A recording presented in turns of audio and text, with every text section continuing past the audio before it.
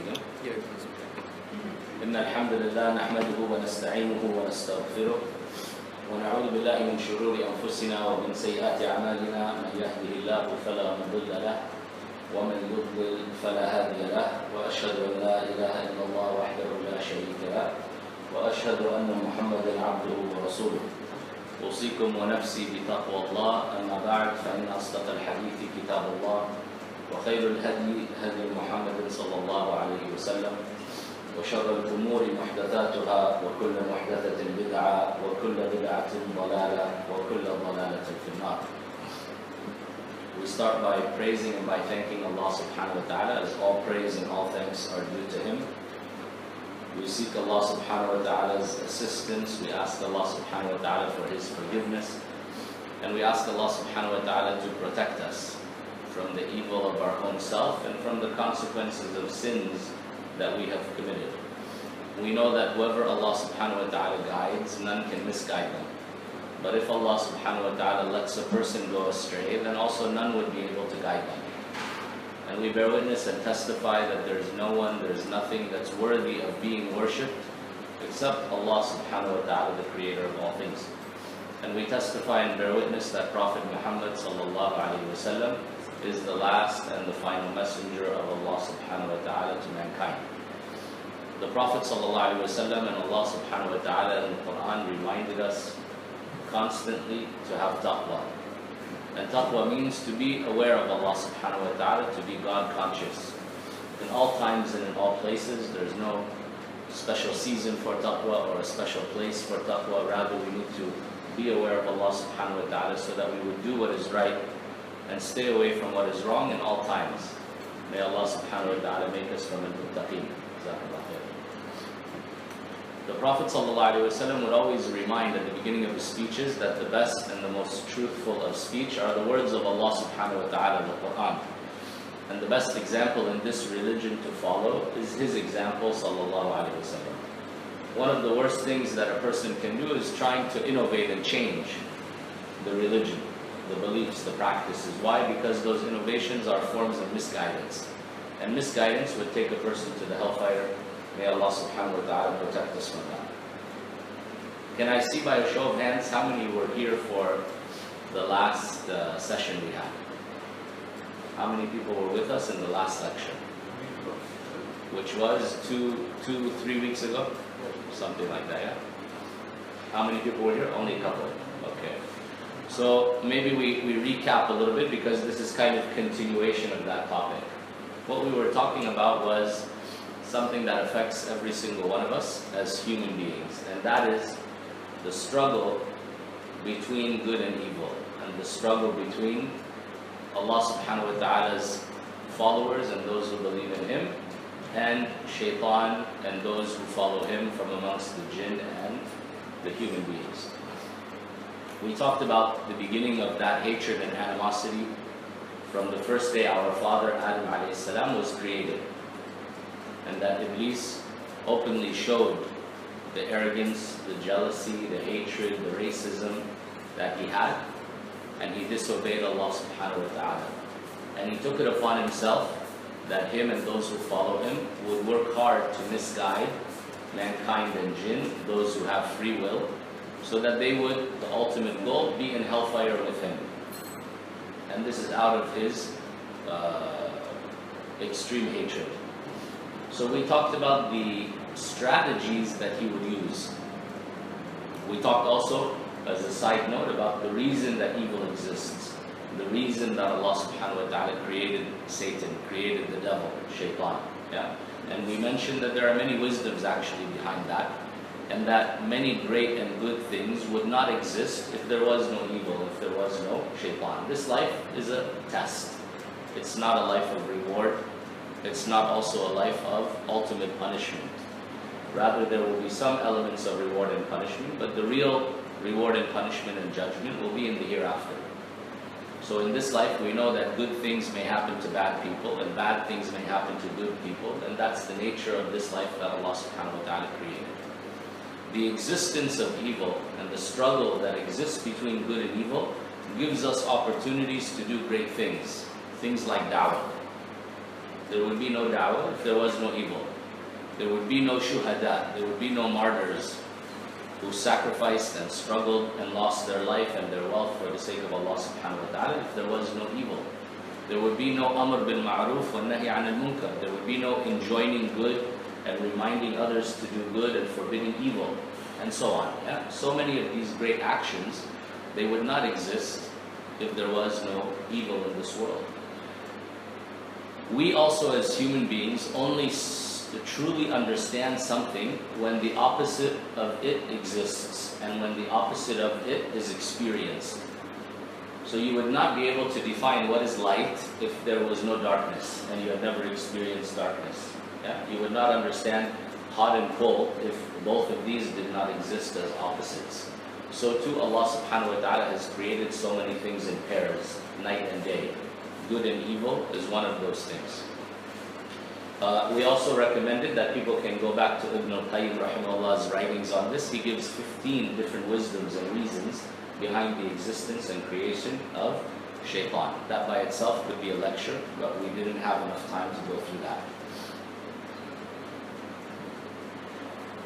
We then talked at a very high level, and maybe if it's such a new group today, we will go into more details about that.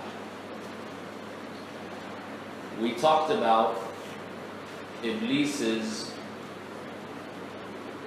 ultimate strategy, the level that he wants to take a person to, and that is that the person would commit kufr or shirk, that the person would disbelieve in Allah subhanahu wa ta'ala or associate partners with him, and there would then be an enmity between that person and Allah subhanahu wa ta'ala, which means the ultimate goal would be achieved, and that is that the person would be in hellfire with shaitan, with Iblis. Yeah? We then went on and mentioned that if that's not achievable, shaitan would not give up. If he feels that you have some belief and he cannot just come to you and get you to worship other than Allah, then strategy number 2 that he would wish to reach you to eventually is that you would commit bid'ah. And bid'ah, innovations, is dangerous and considered more dangerous by scholars than sins, as we mentioned. Why?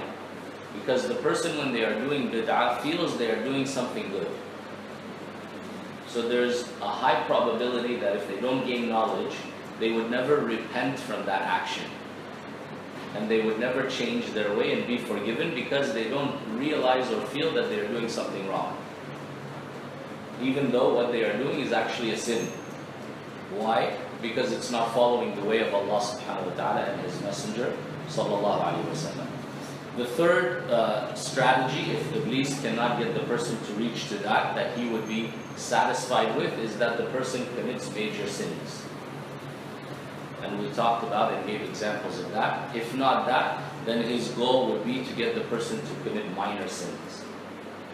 So each one obviously is bringing you to a level that is preparing you then to be pushed to the next level. So the more the person indulges in minor sins, the easier it will be for them one day to commit a major sin. The more they commit major sins, the easier it will be for them to be misguided and to fall into deviations and innovation and eventually fall into kufr and shirk, yeah? Where they would leave the fold of Islam and the fold of the believers. Number 5, if Iblis cannot get you to commit a sin, then he would be satisfied to distract you from doing your good deeds and keep you busy with things that are permissible. So we mentioned that from Iblis's tactics is that he will get you to leave something which is good for something that is not as good. And this is the 6th point. Yeah? If you are going to do good deeds, then his goal would be that you do the least good deed, something that is not as important as something else. So he would try to get you to occupy your time. You would feel, I'm spending my time in a good way. I'm doing good deeds. But actually that same time could have been spent doing something else which would have been better for you and would have helped you more in the hereafter. So Iblis would wish to push you away from anything that is good and try to minimize all the benefit that you get. That's why Allah subhanahu wa ta'ala said he's an enemy, so take him as an enemy. Take him as an enemy means what? Know his strategies. Realize that when he's trying to influence you, definitely he doesn't want good for you. What was the initial trick that he used against our parents, Adam and Eve? May Allah subhanahu wa ta'ala's peace and blessings be upon them. He came to them and said, I'm a sincere advisor. Meaning what I'm going to tell you is something that's good for you. He lied to them. And then he began to make false promises that if you do this thing, which Allah subhanahu wa ta'ala had forbidden them from doing, you will get this and this and this, and these were false promises. So Iblis, once you know he's an enemy, you take him as an enemy, which means you are on guard. You are ready to defend yourself. If you feel his influence, you know that he's the one who's trying to whisper you and lead you in a certain direction, you would not willingly follow along, because your enemy never would want what's good for you. Never would want you to benefit, never would want you to avoid any type of harm. Rather, he wishes that he can inflict as much harm on you as possible. So Allah subhanahu wa ta'ala said, take him as an enemy. That's why this kind of lecture is one of the ways that you learn his strategies and prepare to defend yourself against him. Because one of the tactics in warfare is that immediately you need to know the strengths and weaknesses of your enemy. You need to know the weapons that they have. You need to know the tactics that they will use and they have used in the past, so that you will know how to defend against them and you will not be overcome or surprised by those. So we went through those in a bit of detail. We gave some examples. I think what we do today, inshallah, we continue on in a more detailed fashion, going through specific strategies that were used by Iblis and that are mentioned in the Quran and Sunnah.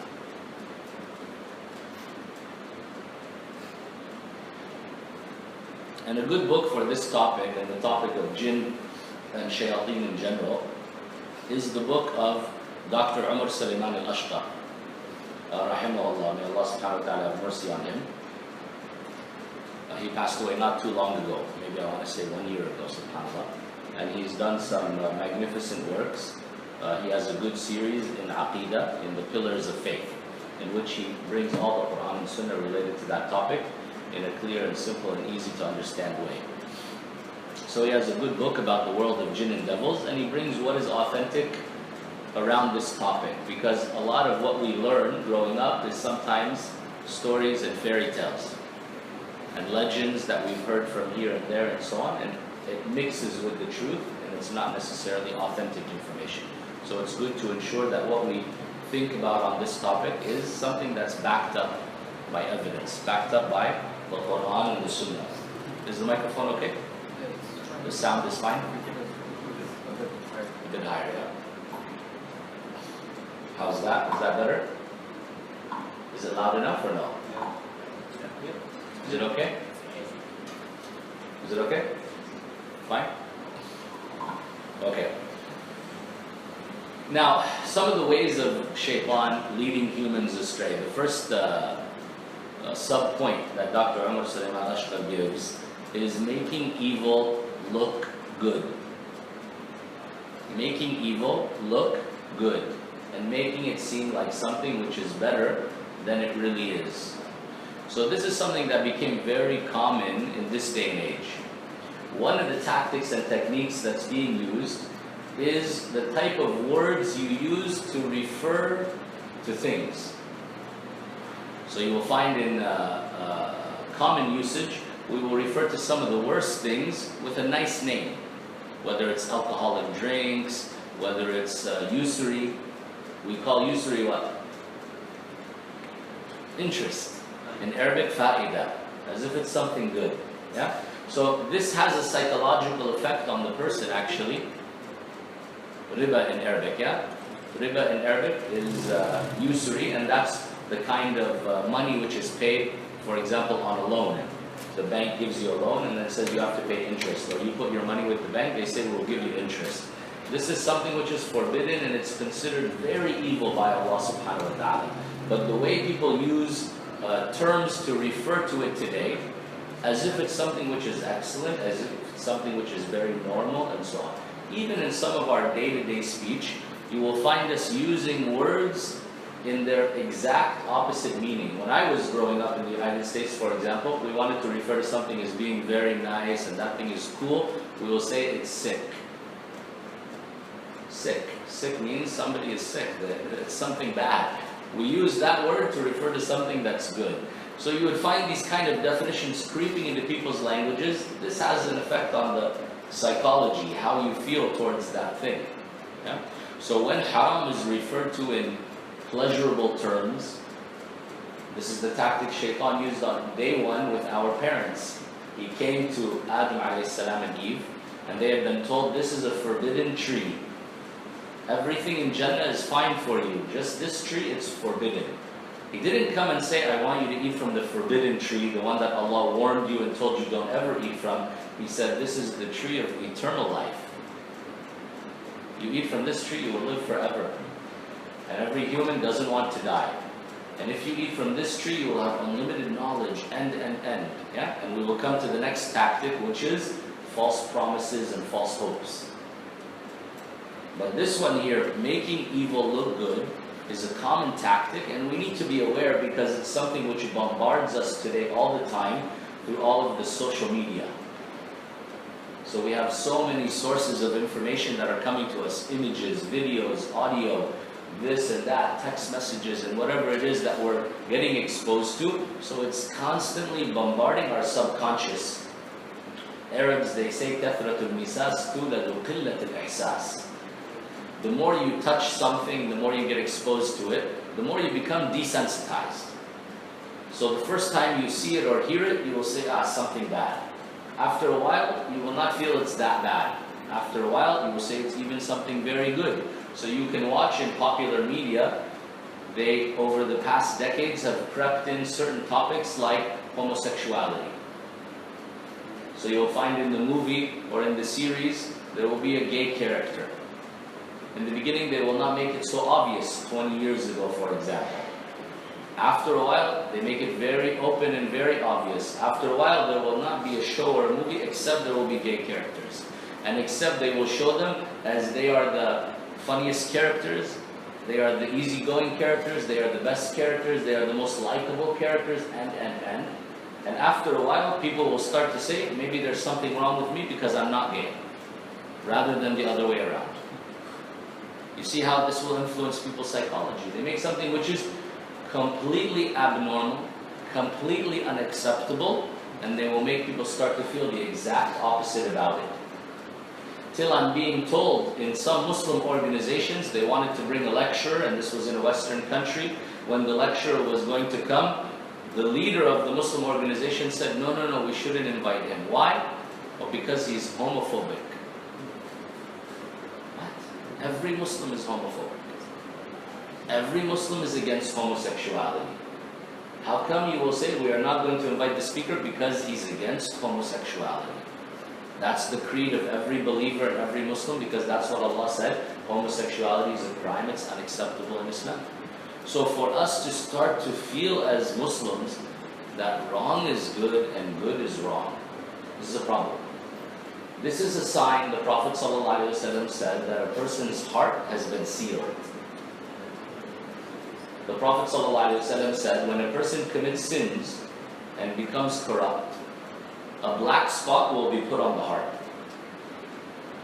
And if the person does not repent and they continue in that way, that black spot will spread until the heart will be covered and sealed completely. May Allah protect us.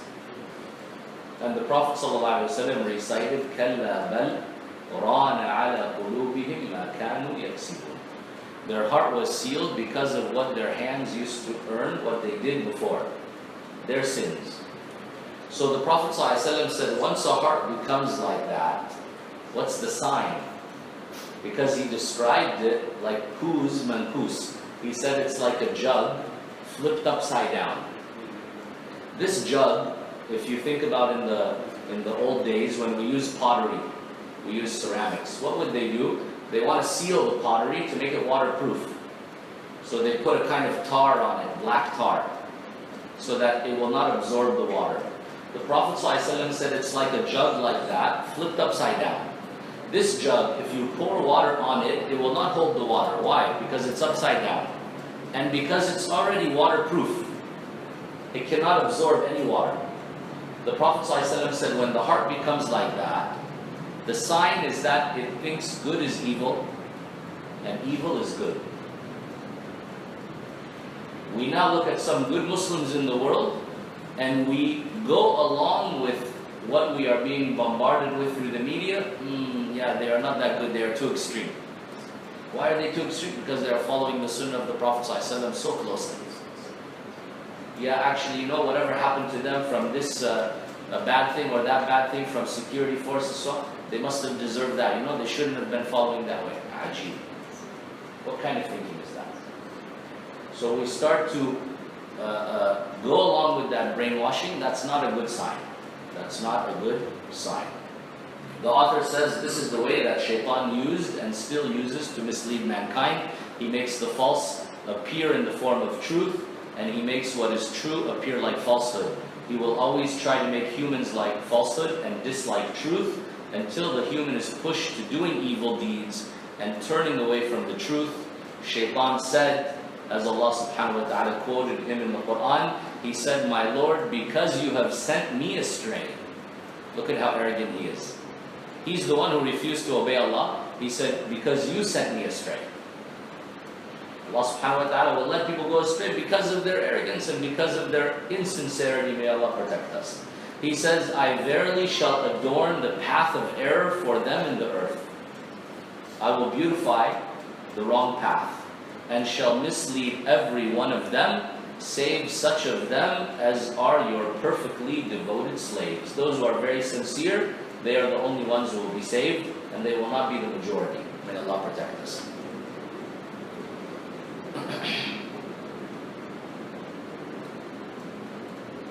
And we mentioned Iblis, he plotted against Adam alayhi salam from day one using this tactic. We can look at the allies of Shaitan today to see how they use this same method to mislead the slaves of Allah. For example, the socialists and communists called people to their ideologies and claim that their ideologies will put an end to confusion and waste and hunger and so on and so forth, even though what they were calling for was not in line with what Allah subhanahu wa ta'ala wants. Similarly, they call women to come out of their houses and appear naked, and they call it freedom, even though actually they become slaves and they become sexual objects that are exploited by society. Look at how marketing and media would take advantage of women and so on and so forth. Then they would say you are free, when in actuality you become a slave to others and a slave to your own desires and so on. They call people to illicit movies and plays that insult honor and dignity and involve people in forbidden things, all in the name of art. They say it's culture, they say it's something good and beautiful, but when you look at the root of it, I remember growing up in the United States, they would tell us you have to read this masterpiece, one of the greatest books ever written by our great authors in the United States. You open the book, you read, very, very twisted, very depressing. I said, why would anyone want to write such a book? Much less, why would anyone want to read such a book? In the book, the person commits suicide. In the book, the person is doing this. In the person gets raped. And then you said, this is art. This is horrible. This is awful. Why would I want to read about this? Why would I want to read such a book? It is this poisonous way of thinking that leads people to put their money in the banks and to take interest from such money in the name of progress and profit. These people call being religious backwards and old-fashioned and being behind. And they call Muslim preachers extremists and crazy and so on and so forth. Yeah? Allah subhanahu wa ta'ala says, by Allah we verily sent messengers unto the nations before you, but the devil made their deeds fair seeming unto them. Why did they not change? Because they felt what they were doing was fine. They felt what they were doing was good. And Allah subhanahu wa ta'ala says, say, shall we inform you who will be the greatest losers by their works? Those whose effort goes astray in the life of the world, and yet they reckon that they do good work. يَحْسَبُونَ أَنَّهُمْ يُحْسِنُونَ صُنْعًا. They were working hard their whole life, spending their money, their time, their effort, all for nothing. either they didn't do it for Allah subhanahu wa ta'ala's sake. Sometimes Muslims will ask, what will happen to Mother Teresa? What will happen to this one and that one? They did so much good. They did their good for who? If they did it for Jesus, if they did it for Buddha, if they did it for a cow, if they did it for a statue, if they did it for the sun or the moon or any other creation, then Allah subhanahu wa ta'ala on the Day of Judgment will tell them, go to the one for whom you did what you did. And see if that one will be able to reward you or punish you. And obviously they will not, because they are all the creation of Allah. So, number one would be the intention. Number two, even if we have a good intention, but we are following the wrong way. And this is where the Shaykh has already talked about bid'ah, innovation. The person says, I'm so sincere, I'm doing it for Allah. But what you are doing, Allah never asked you to do it. The Prophet ﷺ never taught you that that was the right way to follow. So even though the person was putting their money and their time and their effort, they would come on the Day of Judgment, and Allah subhanahu wa ta'ala says, وَقَدِمْنَا إِلَى مَا عَمِلُوا. We will come to their actions on the Day of Judgment, and we will turn them into dust. Nothing. All that time, all that effort, what a waste. May Allah subhanahu wa ta'ala protect us. So shaitan misleads through this tactic, and it's such a deadly tactic. Allah subhanahu wa ta'ala says, and lo, they surely turn them from the way of Allah, and yet they deem that they are rightly guided. The shayateen, they misguide people, and then the people will feel that actually they are rightly guided. This is why everyone should beg Allah subhanahu wa ta'ala, as we do in our 5 daily prayers, what is the heart of your salah? Salah is a dua actually, right? Arabs before Islam, when they used the word salah, what did they mean? They meant dua, supplication, prayer to Allah. Today when we say salah, we mean structured prayer, the way Prophet Muhammad ﷺ taught us. But still the heart of salah is dua. Where is the dua? Where is the dua? Someone said, إِيَّاكَ نَعْبُدُ وَإِيَّاكَ نَسْتَعِينُ. إِيَّاكَ نَعْبُدُ وَإِيَّاكَ نَسْتَعِينُ is part of the dua. The heart of salah is Surah Al-Fatiha. That's why you have to read it in every single rak'ah. Yeah? The heart of Surah Al-Fatiha is اهْدِنَا الصِّرَاطَ الْمُسْتَقِيمِ. This is the dua that you're making. إِيَّاكَ نَعْبُدُ وَإِيَّاكَ نَسْتَعِينُ is a great ayah. Ibn al-Qayyim rahimahullah, he wrote a book just about that ayah, explaining what it means. It's a very deep ayah. Surah Al-Fatiha is a summary of the entire Quran. Yeah? So Surah Al-Fatiha is a dua. You start by praising Allah, then you glorify Allah and mention His beautiful names and attributes, which is the etiquettes of dua, right? Then you remind yourself how much you need Allah. That Allah is the only one whose assistance you can seek, and He's the only one that deserves to be worshipped. Then you ask for the most important thing you need, and that is that Allah guides you to the straight path. Now someone will say, as non-Muslims have asked me before, once I was speaking to a group of Catholic children in America. So they said, we don't understand you people, because when we did a questionnaire to Muslims in our neighborhood, we went to an apartment complex where many Muslims lived, and we gave them this questionnaire. We asked them, where will you be in the hereafter?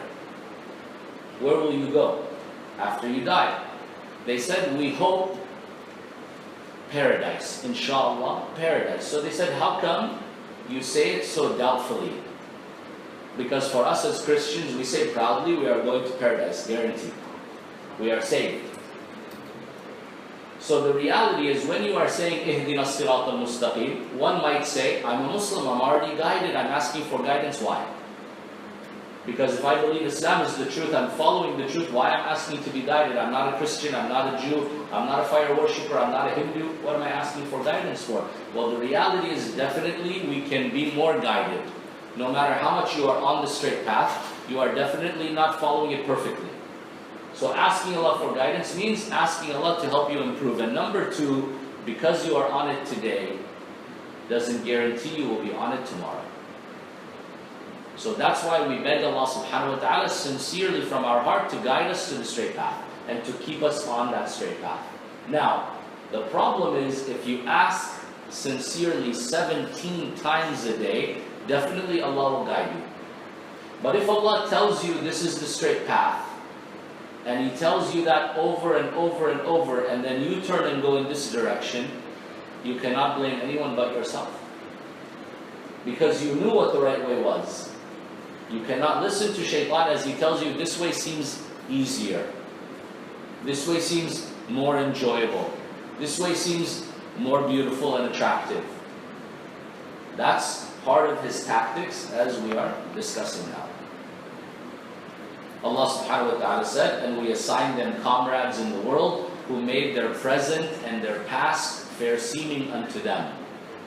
They beautified what they used to do, past and present, making them feel that everything was okay. And as you will talk with many people when I do in religious conversations, people who are not Muslim or not practicing Islam, they will say, I'm a good person. I already know and feel I'm a good person. I can see so many people. I just watch the news. I look in the world. I see how bad people are. I'm a good person compared to them, no doubt. The problem is, who has the right to define what is good and what it means to be good? If you believe that Allah is the creator and you are worshipping Him, then He's the one who dictates what's good and what's bad. He's the one that tells us who's good and who's bad. So we have two extremes when it comes to this. You have one side that will say, if I'm good to people, I'm polite, I'm honest, I'm generous, then I'm a good person. Finished. We said, what about Allah subhanahu wa ta'ala, the creator? You have no respect for Him. You have no love for Him. You give Him no time. You make no sacrifice for Him. You do nothing from what He asks. Then you say you're a good person? Based on what? His relationship with you is the most important. You only cared about the relationship with people. They will even say, I'm not only good to people, I'm good to animals too. We said, good for you. How about the creator of the humans and the animals? He doesn't deserve anything. So definitely you cannot be a good person when you are only good to people. The other side is the one who says, I'm a great Muslim, I went for Hajj, I fast Ramadan, I pray all the time. When he deals with people, he lies, he cheats, he's vulgar, he's arrogant. We said it doesn't fit. The Prophet ﷺ on multiple occasions said, if you are not good to people, then you're not a good believer. There's something wrong with your faith. These have to go hand in hand. So if the person has a good relationship with Allah, truly and sincerely, necessarily it will affect the way they deal with people. And it will make them a better person in their akhlaq, in their manners and their morals. So these two need to go hand in hand. May Allah subhanahu wa ta'ala help us. Okay, number two, going to extremes. Ibn al-Qayyim rahimahullah, he elaborates this point in a beautiful way. He said, Allah never orders anything except that shaitan takes two contradictory stances towards it. Shaitan will try to get you to go to one extreme. Islam is always wasat, the middle. And you will have groups on either extreme. Shaitan's goal is to get you to go towards one or the other. Ibn al-Qayyim says either shortcoming and negligence or overzealousness and exaggeration. It does not matter to him by which of these two mistakes he becomes victorious over you. He comes to the heart of the slave and examines it. If he finds it in listlessness and looking for loopholes and trying to cheat, he deals with him from the vantage. From that vantage. He impedes him and makes him sit. He strikes him with laziness and lethargy. He will just get you to give up and be negligent and don't even do it in the first place. He opens for him the door to reinterpretations. Allah Ghafurur Rahim. We talk to people about clear violations. Brother, you're not praying on time. Sister, you're not wearing hijab. They said, Allah is the most merciful. He knows what's in my heart. You think you know what's in my heart? We said, we are not talking about what's in your heart. We are talking about the fruits that your heart are supposed to produce. It is not producing those fruits. That's not a good sign. Because necessarily Iman comes with action. Creates good deeds. If you are not doing the good deeds, if you are not staying away from the sins, then the claim that you have faith in your heart is a lie. It's a false claim. And the one who does actions and their heart is corrupt, this is the opposite. This person is a munafiq. May Allah protect us from both. If he finds the slave's heart alert and serious with a desire to work and potential, then Satan despairs from attacking him through laziness and negligence, and he goes for the other side. Instead, he orders him to strive very hard. He convinces him that what he is doing is not sufficient and will never be sufficient. His ambition is to be greater than that. He must work more than the other workers. He should not sleep when they sleep. He should not break his fast when they break their fast. He should not rest when they rest. If one of them washes his hands and face 3 times, he should do it 7 times. If they make wudu for salah, he should make ghusl. If he orders him to similar other acts of exaggeration and extremism, he makes him go to extremes and beyond limits. He makes him stray from the straight path in the same way that he did to the first person, but using a different approach. Satan's intention for both is to keep them from the straight path. The first by making him not come close or near to it. The second by making him pass it and go beyond it. So the Prophet ﷺ said, everyone will go through cycles, fatra. They will have a cycle of faith going up and down. The Prophet ﷺ said, you have to make sure that your cycle remains within what he taught. Cannot go below, cannot go above. We cannot be one night in the nightclub, drinking, and next night we're praying qiyam all night. Doesn't make sense. There are limitations to the bare minimum that everybody must do. Praying 5 times a day on time, fulfilling the 5 pillars of Islam, not committing the major sins. This is a bare minimum standard for every Muslim. The problem in our day and age, we start to compare ourselves to those around us. So if we go to Jum'ah prayer, for example, we say, I'm a very good Muslim. You know how many Muslims, they don't go for Jum'ah? They only come on Eid. They only do once or twice a year. For me, once a week. Allahu Akbar. Then the one who prays 5 times a day, even he doesn't pray on time or ever go to the masjid, he will say, you know how many people in my own Muslim family don't pray? I am Shaykh al-Islam. Yeah? I am almost to the level of angels. This is how we will start to feel. I'm a super Muslim. Why? Because we are looking at the situation around us, when in actuality what we are doing is maybe only at the level of 0. The bare minimum to be Muslim. When you read what Sahaba said, Ibn Mas'ud radiallahu anhu, he's talking to the Tabi'een, the next generation. And he's feeling that they are getting a little bit not as staunch and strict as the Sahaba were. He said, during our time, if somebody didn't come for the Jama'ah prayer 5 times a day, all the time, we considered him munafiq ma'loom and nifaq. We said he's a hypocrite and his hypocrisy is clearly known for everybody. He's not hiding it. Why? Because the hypocrites, they wouldn't come, for example, to Fajr and Isha. Because at that time it was dark. Yeah, there was no electricity like this. So people will come to the masjid in the darkness. You cannot clearly tell who came and who didn't come. You can only see the people next to you. You cannot see everybody in the masjid. So many of the munafiqeen, they would skip those prayers because no one will notice whether they were there or not. But Dhuhr, Asr, Maghrib, they will be there. See, look, I'm a good Muslim, I'm one of you, don't worry. Yeah? As Allah subhanahu wa ta'ala said, the only time they will come to the prayer, they come lazy. It's a huge burden for them. They don't come and they enjoy it. And the Prophet ﷺ used to say, give glad tidings to the one who makes his way in the darkness. The ones who make their way in the darkness means they go to Fajr and Isha with complete light on the Day of Judgment. They will have light from Allah on the Day of Judgment. While the hypocrites will try to share their light in the Akhirah, Allah will separate them and will not allow them to benefit from the light of the believers. So there are many examples of this, but obviously these are the 2 extremes.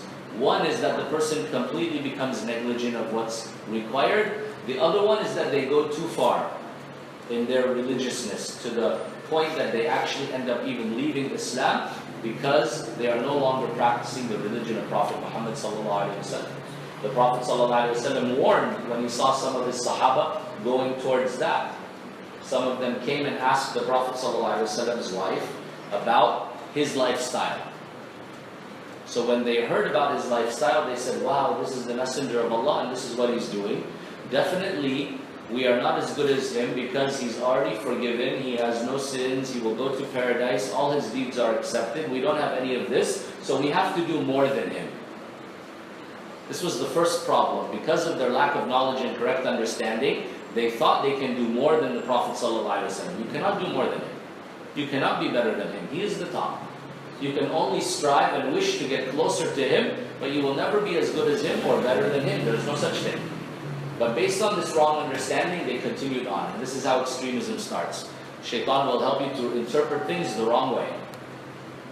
That's why every extremist group out there, they always started with lack of knowledge and lack of scholars leading them, so that they would interpret the Quran and Sunnah in their own way, as they like, to suit their own ideology and so on. Yeah? And this is something that's existed past and present with all the deviant sects that are out there. So these three, they tried to come with something more than what the Prophet ﷺ was doing. One of them said, I will fast every day and I won't break my fast. I won't have some days where I'm fasting, some days where I'm not. I'll fast every day for the rest of my life. The other one said, I will not sleep at night time. I will stay up all night, every single night, praying and worshipping Allah. Where the Prophet ﷺ, he'll sleep part of the night, he'll stay up part of the night. Some nights he'll stay up all night, but not every single night, night after night, never sleeping properly. And the good sleep that you need is during the night time. It's not the same as sleeping in the day. The third one said, I will never get married to women. I don't need to indulge in dunya and waste my time and my money on worldly things. I'm just going to go full time for the akhirah. Like the priest or the monk will say, I'm going to be celibate. Obviously, we can see all the problems that came out of these lifestyles. This is not what Allah subhanahu wa ta'ala wanted or planned for us to live in that way. So the Prophet ﷺ, when he heard about this, after he came home and his wife explained to him what they said, he went to them in the masjid and he said, where are the three that asked about me? And he said, as for me, I fast some days and I eat on some days. I sleep part of the night and I pray part of the night, and I get married to women. And whoever turns away from my sunnah, my way, my tradition, is not one of us.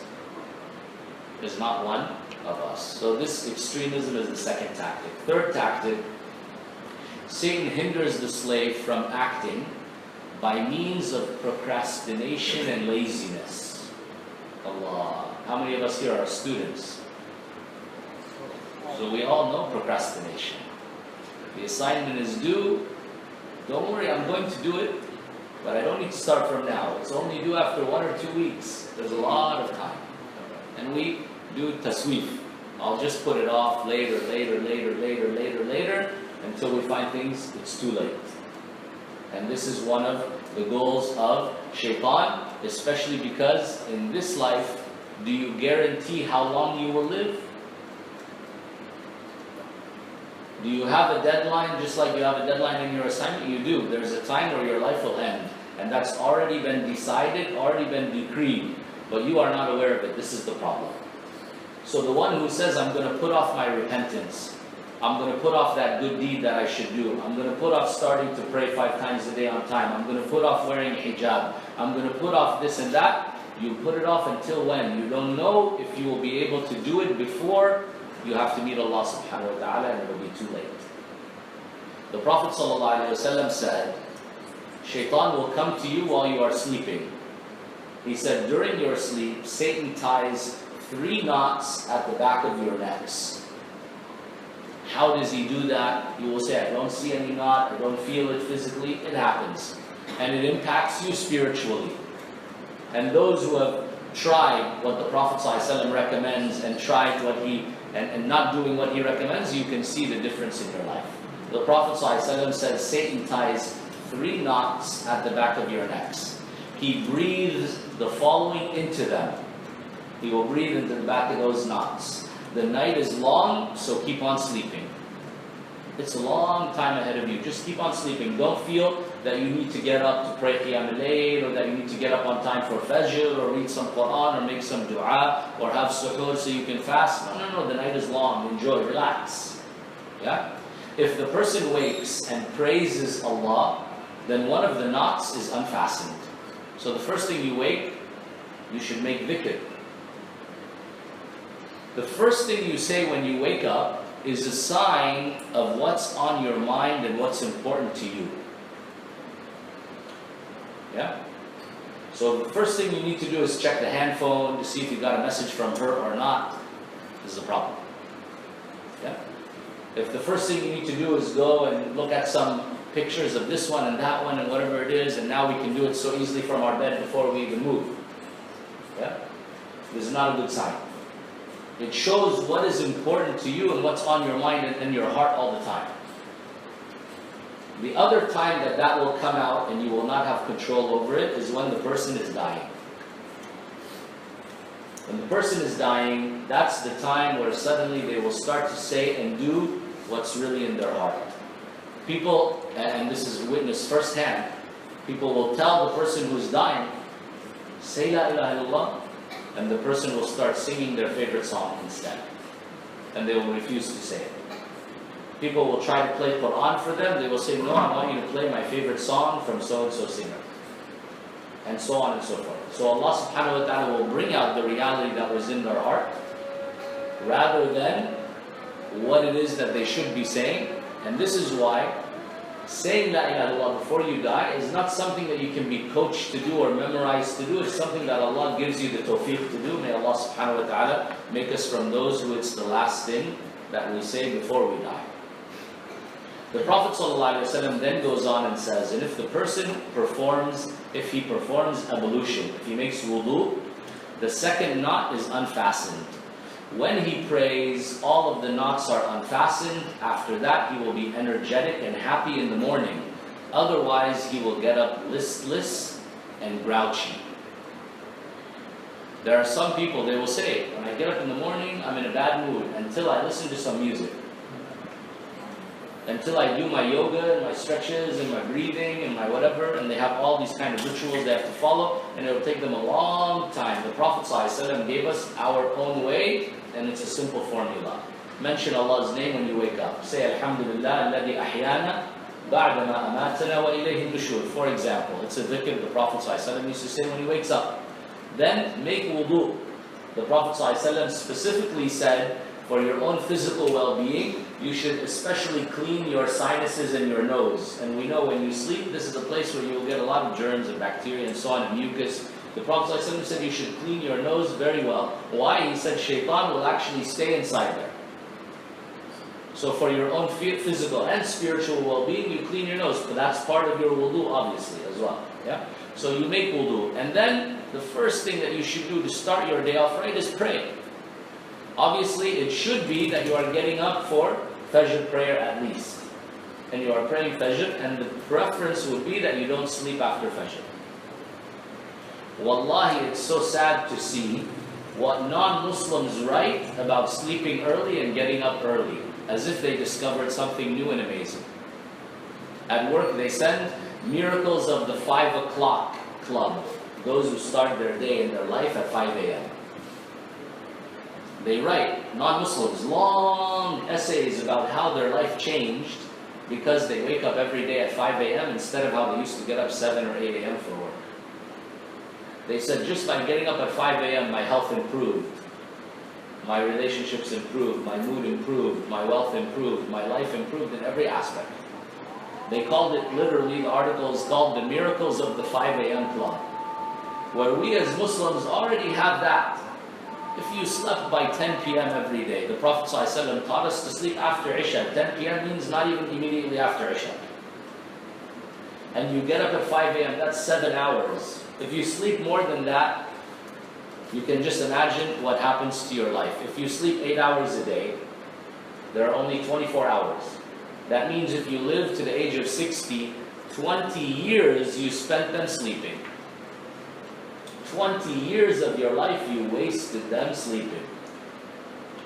If you sleep 10 hours, 12 hours, then what happens? Now you're getting to half of your life, you just spent it in bed sleeping. And some of us, mashallah, we are, if there was an Olympic event for sleeping, we could win. Yeah? Nothing can wake us up. So it's something that we have to fight against because it takes a level of commitment and strength. But when the person shifts their life, small changes can have huge impact. So some people will say, oh, I really want to pray on time, but I never get up for Fajr on time. Ya akhi, what time did you sleep? I slept at 2 a.m. You are surprised you couldn't get up for Fajr when you slept at 2 a.m.? Obviously, 2-3 hours is difficult for you to get up right away then. But if you sleep at 10, and then you start your day early, and you see how productive you can become, and how much barakah there is in the morning. The Prophet ﷺ, when he saw his daughter Fatima, radiallahu anha, trying to sleep after Fajr, he told her to wake up. And he said, why? Because this is the time rizq is being distributed. As if to say, you may get less, or you will have less barakah if you don't stay up during this time and you are sleeping at that time. It's the wrong time. Now, of course, scientists also are starting to talk, and this is again coming from non-Muslims, who are saying there are specific also neurotransmitters that your brain produces early in the morning. And if you are awake at that time, it has a big impact on your mood, it has a big impact on your brain functionality, and so on and so forth. And there's a special kind of barakah if you start your studies at those early hours, if you memorize Quran at the early hours, if you do so many other activities in your life.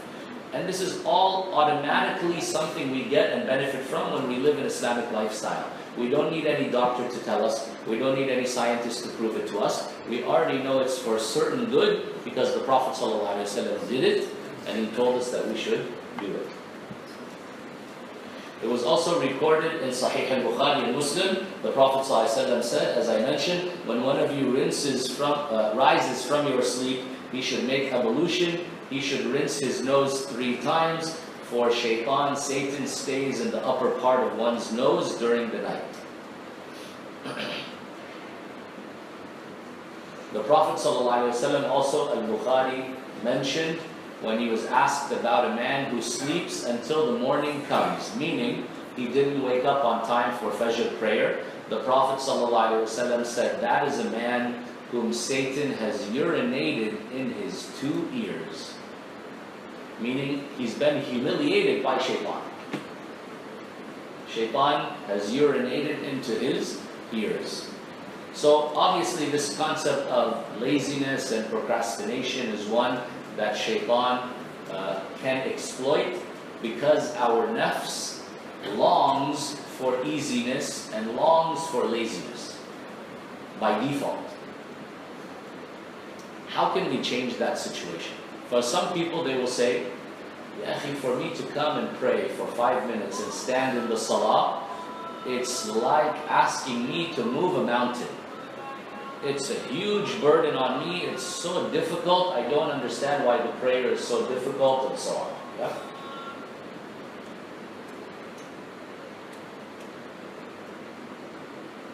So I want you to make a comparison to a worldly thing, which is a big deal today.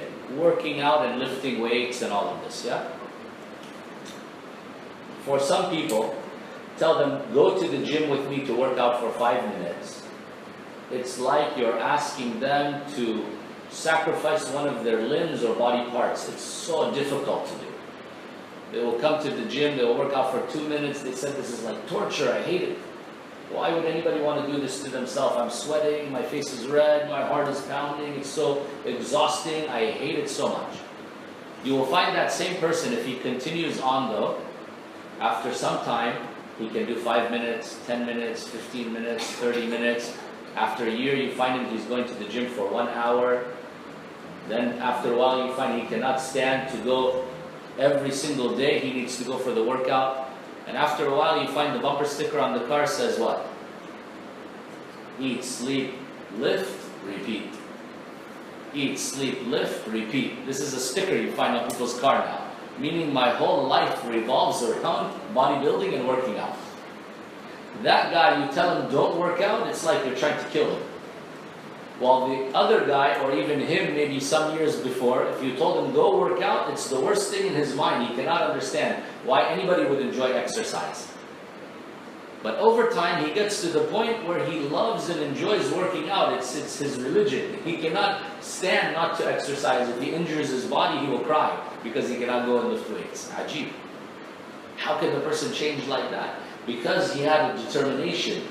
He had an intention and he worked hard. He was very sincere for his cause.